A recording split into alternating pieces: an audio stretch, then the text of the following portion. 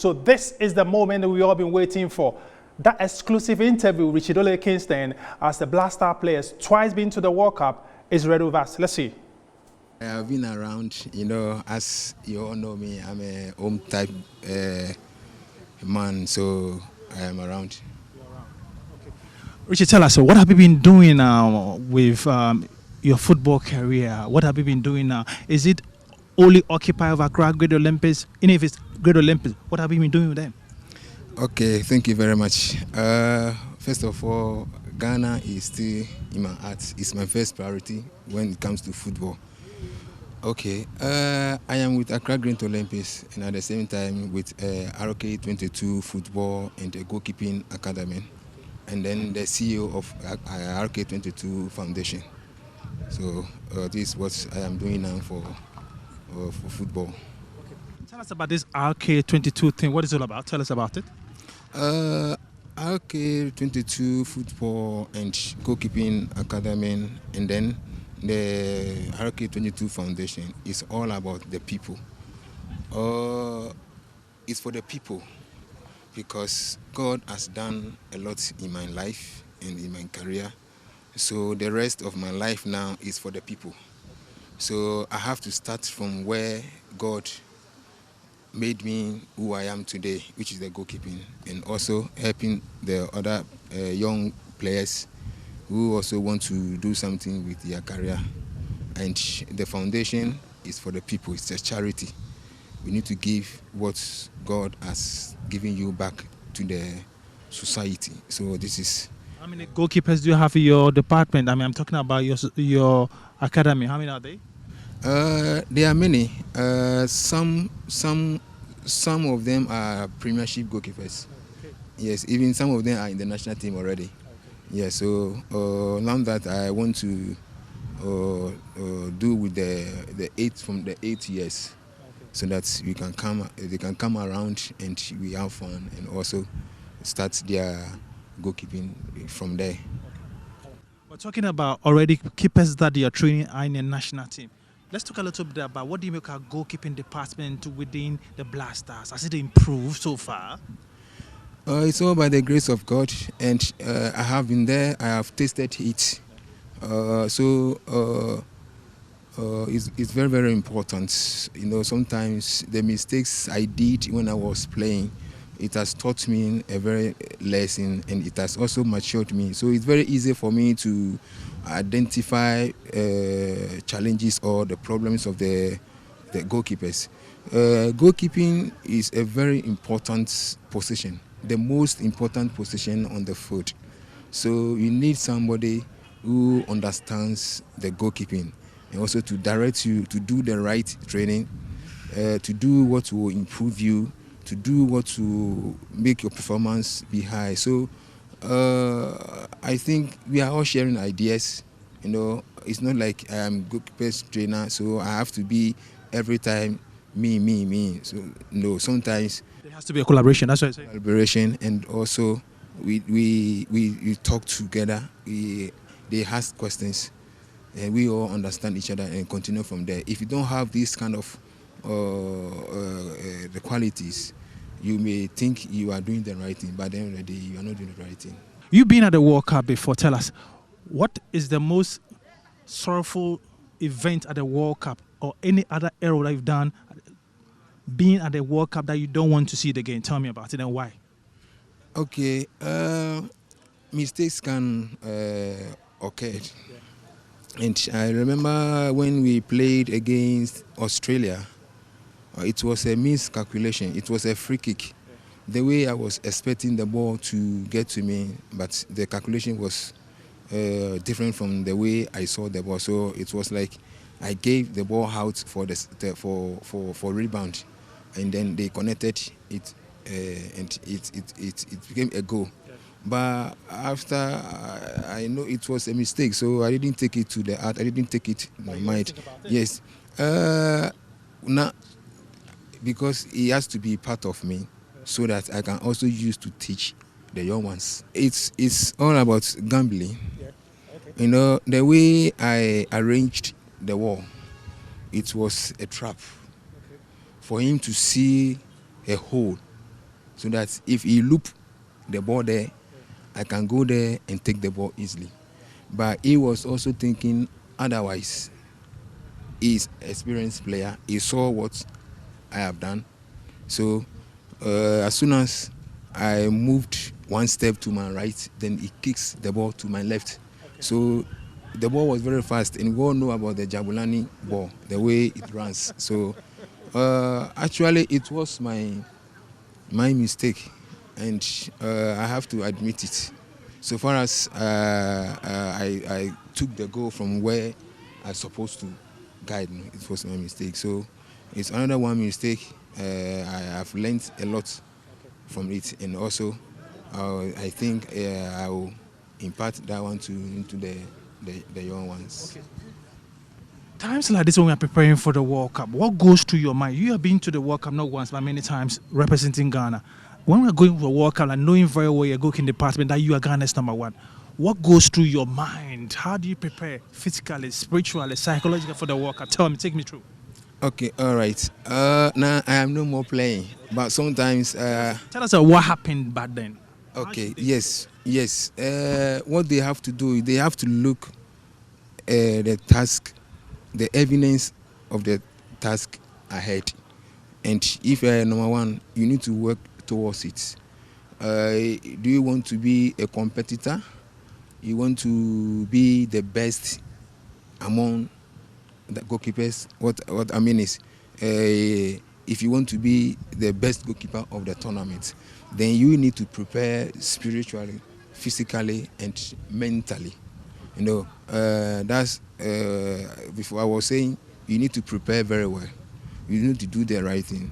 You need to take good care of yourself. You should know the type of training that you have, and then mentally you should see yourself the best. That will give you the confidence. Okay. That will give you the awareness. I am ready. Not I am going there to prepare. You prepare from home before you go. So when you get there, you just wait for the beginning of the tournament. So you have to be ready from home. So you know what you do in the tournament if you have that kind of feelings or that kind of the spirit within you. So with that, I don't think there will be too much pressure on you. And then moreover, the goalkeepers who are there, you know, I always say that it's a blessing to them. It's a blessing to me. Not that I am praising myself, but the way I went through challenges in the Black Stars, they are not going through that because I was there before and I know how it was. So when it's coming, I know it. Then I'll prevent. Interesting time as a goalkeeper within the Black Stars. You've been to the World Cup not once, twice, but 3 times. If I'm not lying, 3 times, 2 times. You've been to the World Cup. Sorry, 2 times. Which incident or what really happened that you will never forget, which was very, very exciting for you? Very, very exciting. You were very, very happy. Tell me about the United States of America once again, or was it qualifying to the next stage of the competition? Tell me one incident, maybe all or off the field. Before the tournament or the preparation of the tournament. So what I quite remember was I made 4 clean sheets. 4 clean sheets, wins, not draw, wins. Then we had the qualification from there. So before the qualification matches, I spoke to my goalkeepers. I want you guys to break my record so that I will set a new record. I understand. You understand? I understand. Yes, I made 4 clean sheets and we qualified. So if you do it and we qualified, I have made a new record. You have broken it? Yes, I have broken it, but not directly. They have done it. So as a good first trainer, it also come back to me. And then when Asamoah Gyan missed the penalty, it was mixed feelings, you know, like our dreams shouted. And then the very one when Sule Muntari scored that goal, yes, that was one of my happiest days in camp. That long shot? That long shot. Because things went on in the camp. I know you people heard about it. Coach Milo doesn't want him again in the camp. So we came in and apologized for him. And later he was selected to play. So if you look at his body language, you know that something is going through inside him. He was quiet, never talked to anybody, just concentrate. So when he scored, I was very, very happy for him and also for Ghana, because we know we are going to win. So these are the three things I'll never forget. Okay. Yes. Now we're going to the World Cup. On the 13th of November, the list will come out. Then we'll go to the World Cup. What sort of thinking should the players be thinking now ahead of the finalists and going to the World Cup? In your scenario, tell me about in your scenario and what the players of today should think about before to the World Cup. They should think positive. Whatever may comes out, whether they are in or not, they should be positive, so that they will have that kind of spirit, that kind of feelings in them, because anything can happen on the way going. Before the final squad will be mentioned. And also, they should train very well. They should live very well. And they should also have in mind that this is a time I can show what I have as a player to the whole world. Not just to go there because it's World Cup. You go there, you go and play. You have to compete. You have to show your talents. So that is what they have to do. And also spiritually, they need to prepare. Now, they can't live spiritually out of it, because in spirit it happens in spirit before reality comes. So you need to be spiritual. We have, and all of them can stand the task. It's a matter of patience. We need to be patient with everybody at all who will be chosen to start. We need to be patient with them. Maybe in the first game they might feel something in them, because it's something that is a World Cup, it's something that you have never done before. So you are going to taste it. So in the first match or first day, they will feel that feelings, and I think from there going, yes, yes, Ghanaians should expect total performance from my goalkeepers. Okay. I always tell my technical team, my department will win the game for you. Does not matter who is going to play. Yes. Okay. So tell me, how should we prepare as a team total, being goalkeepers, defenders, strikers, against the likes of Uruguay, Portugal, and South Korea? How should we prepare against them in every department, being spiritual, being psychological? How should we prepare for them? Because it's going to be a tall order. We have to prepare in all areas, because we know what they will bring on board. If they have something we don't know, because nowadays you can learn from the internet. You can watch the opponent's videos. You can pick something from it. You know what they can do and what they cannot do. So we have to prepare ourselves very well to meet every challenges we will meet on the in the tournament. That's what I can say. When you go to set tournaments, do you talk to the opposing goalkeepers? What do you share? Is it pleasantries or just smile and go away? What do you tell to the opposing goalkeepers? Because you were then playing in Europe and you knew some of them. What were they telling them? What were they telling you?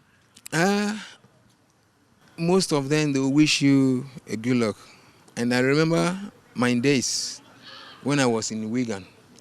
The Serbian goalkeeper was my teammate. Oh, okay. Yes, so before the tournament, we had a press conference, and I assured him that he will join me and celebrate, because that day will be on my birthday. Oh, okay. So I will beat you 1-0, only one. Our our trainer Martinez was there with us, and so we like to share jokes. Some of them will encourage you. Some of them will tell you you are going to lose. Some of them will bet you will lose, you will win. I will beat you. I will do that. So it's a fun. Yes, yes. It's not like the way you people feel. We feel different thing. Yes, we feel different thing. Yeah. Tell me two scenarios. When you win a match or you draw, what's the scenario? And when you lose, what's the scenario? Tell me, how's it like? Two different scenarios. Yes, it depends the type of the game. Maybe the game that you have lost, maybe the next game you have to win before you qualify. So there will be a sort of pressure on you. There will be a sort of pressure on you, thinking about the next game, not the game that you have lost, because you have to start preparing for the next game. And then when you win, and that win automatically qualifies you to the next game, the happiness in the dressing room is different. It's fantastic. You see people who do funny things, you can never imagine it. And then the game that will take you out from the tournament, you see people crying. People will lie down. In your situation, what was it like in the camp after Ghana lost? I knew you were going. What was it like? Tell me. Let me start from Italy. We lost against Italy, and we need to beat Czech Republic, and then they were the second best in the world. So we have to do everything to beat them.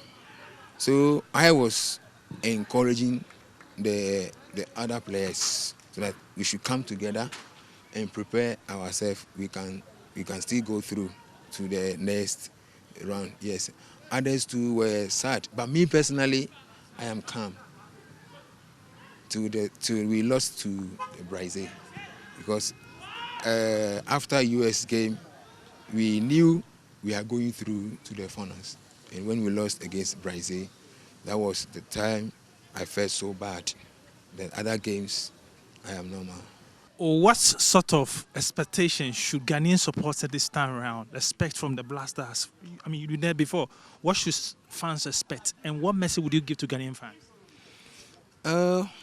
It's very simple. We should support each other.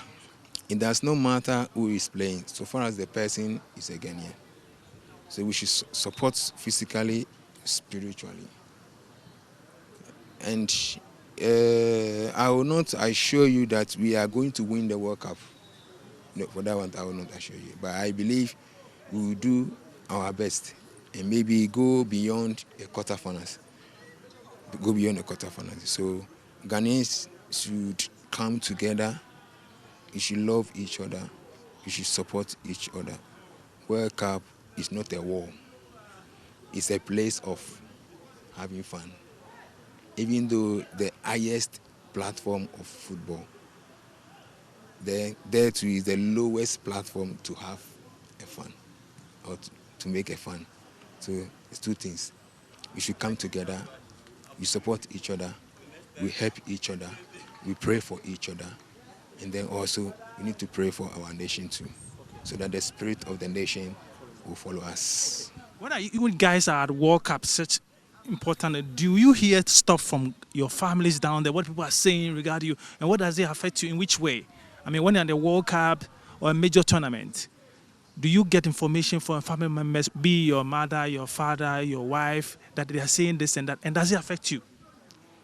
Yes, sometimes, we all have different feelings or different approach to issues. Me, per se, nothing can distract me. A man of vision, nothing can distract you. You take it one by one. Many things, but some of the players When they heard this kind of negative stories, it weighed them down. But I mean, no, because I'm just focusing to end. Just want to see the end of what I went there to do. So it's rather encourage me to do. When you criticize me, I don't judge you straight. I will go home and I will sit down and assess what you said. Maybe you are right. Then I have to learn from it. If it is wrong, I'll just ignore it, then move forward. Because the foolishness of your enemy can usher you to the throne of victory. You understand it? Yes. He thought he's destroying you, but rather he's giving you information to prepare yourself well. Olele Kiste is speaking to us about experience at the World Cup and what Ghana must be doing ahead of the start of the World Cup starting on the 20th of November in Qatar. We'll bring you more of these interviews in a subsequent bulletin right here on Metro TV, that time with Richard Olele Kiste, the gentleman who has been to World Cup twice with the national team, that is the Black Stars.